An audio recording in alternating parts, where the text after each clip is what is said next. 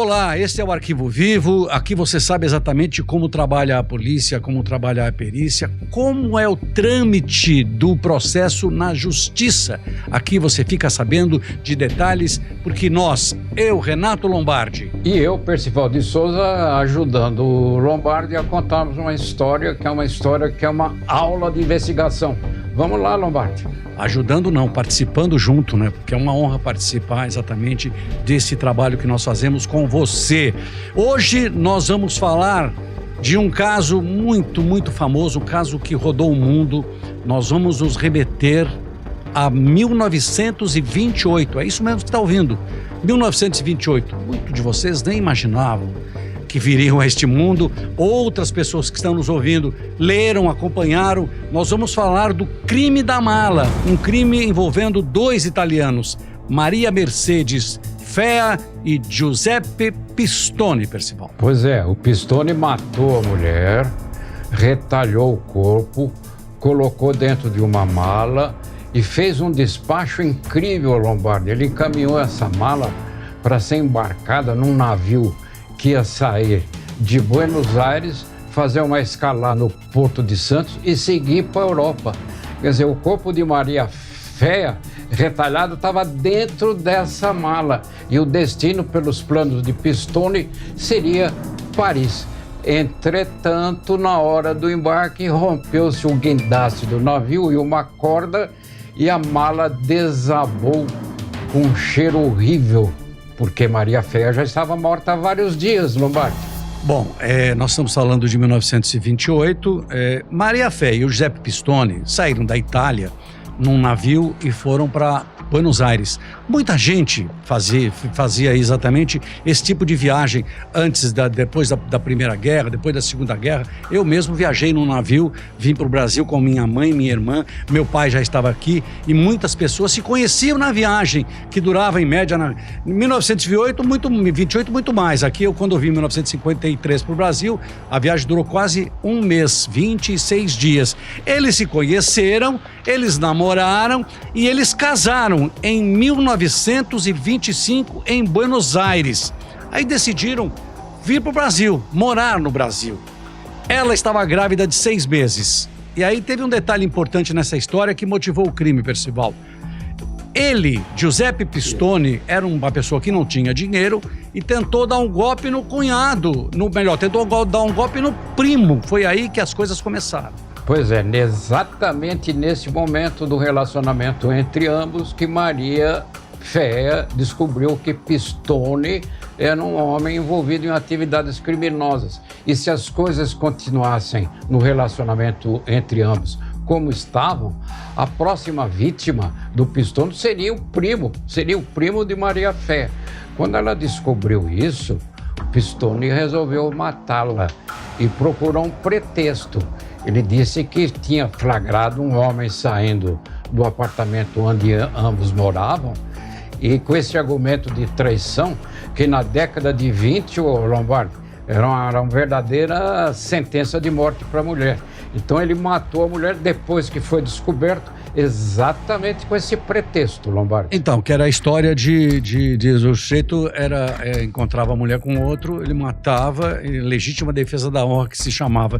Mas no caso específico também da Maria da Fea, o que ela fez? Ela escreveu uma carta para a sogra, para a mãe do Giuseppe na Itália, só que essa carta não chegou a ser remetida pelo correio porque o Pistone leu a carta e aí, como você disse, ele matou a mulher, esquartejou e alegou que tinha encontrado a mulher com uma outra pessoa, com outro homem. Só que ela estava grávida de 6 meses. Mas a polícia investigou e na investigação, quando ele despachou a mala para a França, que a mala, como você bem relatou, ela caiu com outras malas, abriu o corpo, estava esquartejado com roupas íntimas e aí começou exatamente a investigação da polícia até prendê-lo em definitivo, é isso? A descoberta da mala no Porto de Santos, verificar-se o corpo de Maria Fea, ela estava com um vestido de seda, de cor preta, um chapéu também preto e as unhas muito bem polidas, de modo que na investigação se descobriu que ela era uma pessoa elegante, que sabia cuidar de si própria. Descobriu-se também, na hora da investigação sobre a origem da mala, o despacho da mala, que ela havia sido retirada de um apartamento na Rua da Conceição. Essa Rua da Conceição, Lombardi, hoje é a Avenida Casper Libero. É lá que Maria Féia e Pistone estavam morando. Ele comprou a mala. Foi, aliás, uma investigação muito bem feita, viu, Lombardi?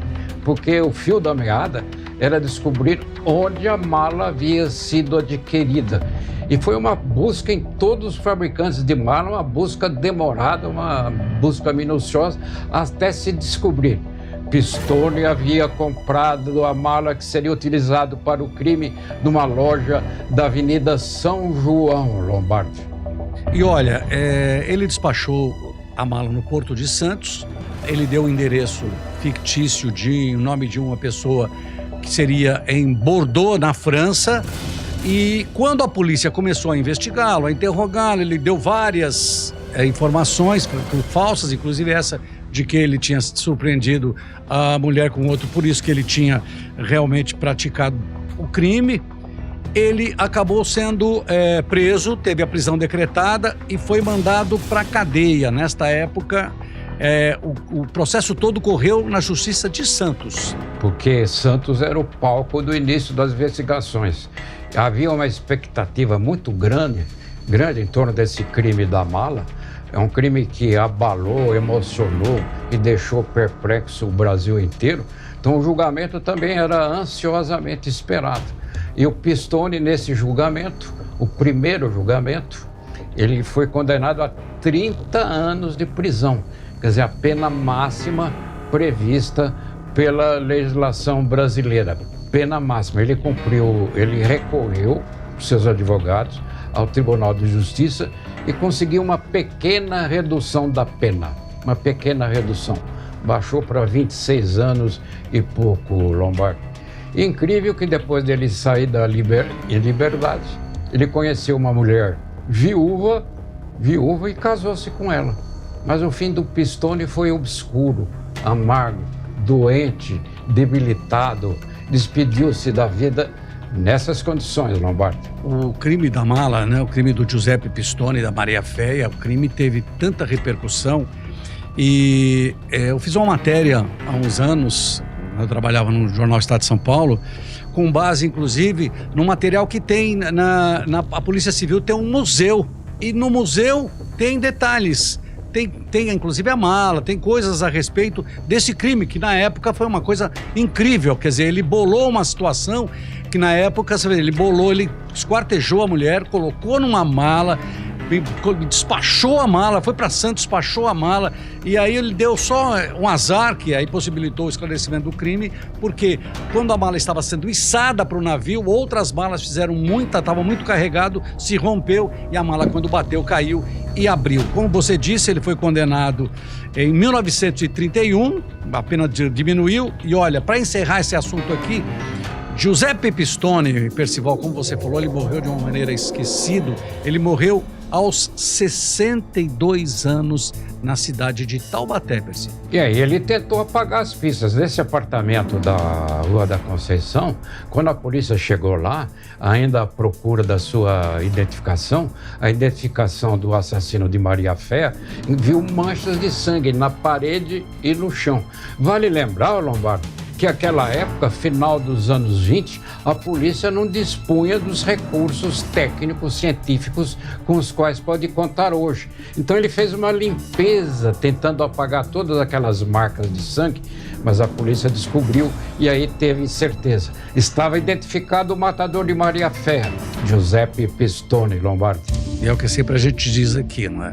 Quando o crime é bem investigado, não tem crime perfeito, tem um crime sempre mal investigado. O crime foi muito bem investigado, o homem foi preso, o homem foi condenado e acabou morrendo no Brasil aos 62 anos de idade. Este é o Arquivo Vivo. Aqui você é muito bem informado e nós hoje falamos do crime de Maria Féia e Giuseppe Pistone, nos remetendo aos anos 20, Percival. Pois é, o corpo de Maria Féia está sepultado num cemitério em Santos, cemitério da Areia Branca, E detalhe curioso, esse túmulo da Maria Féia, Lombardi, é alvo de verdadeiras peregrinações. Muita gente vai ao túmulo de Maria Féia visitá-lo e fazer alguma prece, algum pedido. Como eu disse, é uma romaria em torno do túmulo de Maria Féia, Lombardi. É isso aí, até a próxima.